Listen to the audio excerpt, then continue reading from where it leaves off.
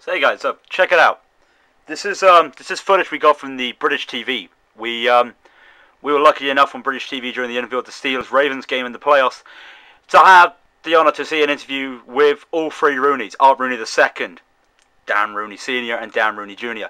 Here it is. I do apologise for the crappy quality because, yeah, this is all I have.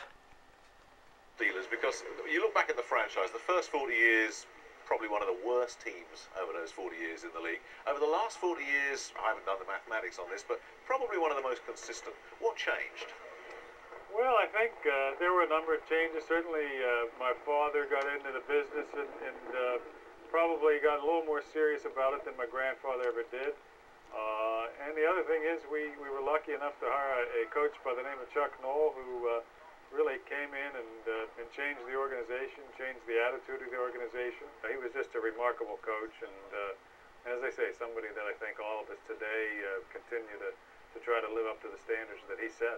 I'm 47 years old, so I do not know a lot of history on coaching, but he is without a doubt the greatest coach that ever coached in football.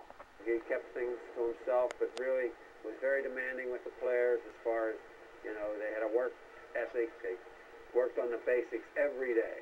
Every day they'd work on blocking and tackling, which he said was the game, and they did that. And you had Bill Cowher, had a little more fire in him, and he was, you know, he liked to make speeches. You never stop believing, but we have a long way to go. But you know what? The process is making sure you keep things in its perspective. Mike is really a fine guy. He could be a little bit of a combination of the two of the others. And, you know, he's a hard worker, and, you know, I think he's well respected by the players, and he's going to do the job. How can you pick three coaches, none of whom had a great track record before you hired them as head coaches, and they all went on to achieve significant success? What were you looking for when you were hiring these guys? Good people, number one. People that knew the game, were willing to put forth the effort to do what was necessary, be willing to treat the players and everyone else with dignity and integrity. So, you know, that usually comes through if you do that. I think the thing that you can say about all three of them, Coach Noll and Coach Cowher and Coach Tomlin, is that they are the kind of people that get the attention of their players on a daily basis, and I think that's what it takes.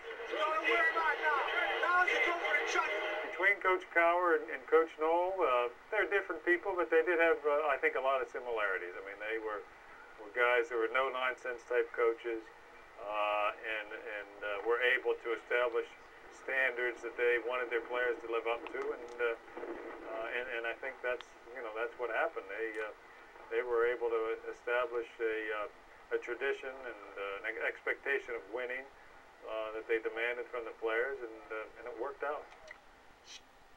And if that isn't a good thing for British TV, I don't know what is.